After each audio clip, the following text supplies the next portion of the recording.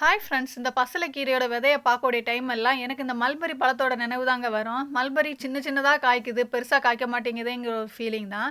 காய்க்கிற பழத்தெல்லாம் சின்ன சின்ன குருவிங்க வந்து சாப்பிட்டுட்டு போயிருதுங்க. பழுத்த உடனே லைட்டாக பழுத்த உடனே சாப்பிட்டுட்டு போயிருது. என் பசங்களுக்கு கிடைக்கவே மாட்டேங்குது. அவங்க ஆசையாக இருந்தாங்க. அதே மாதிரி மாடி தோட்டம் க்ளீன் பண்ணக்கு முன்னாடி இப்படி இருந்துச்சுங்க. க்ளீன் பண்ணி எல்லாத்தையும் கொஞ்சம் கொஞ்சம் செடிங்களெல்லாம் வெட்டி விட்டுட்டோம். வெட்டி விட்டு இப்போ வெட்டி விடக்கூடிய சீசன் இல்லை. ஆனால் எங்களுக்கு டைம் இல்லை. டைம் கிடைக்கக்கூடிய டைம் தான் வெட்டி விட முடியும்னு சொல்லிட்டு டைம் கிடச்சிச்சு. அதை நாங்கள் வெட்டி விட்டுட்டோம் எல்லாத்தையும் சேர்த்து. வெட்டி விட்டு அந்த செம்பருத்தி, இந்த ரோஸ் கட்டிங் எல்லாம் தண்ணியில் போட்டு விட்டுட்டு மறுநாளைக்கு தான் அதை நடக்கூடிய டைம் கிடச்சிச்சு. அதை எடுத்து தான் நடக்க நான் போகிறேன்.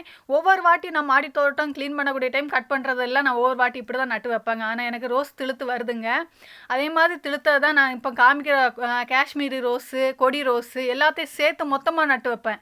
அது எல்லாம் சேர்ந்து திழுத்து வந்து ஒரு பாட்டில் 3 வெரைட்டி திழுத்து வந்து நிற்குது. இதே மாதிரி எல்லா தடவையும் நான் க்ளீன் பண்ணக்கூடிய டைம் நட்டு வைப்பேங்க. இந்த வீடியோ பிடிச்சா லைக் பண்ணுங்கள்.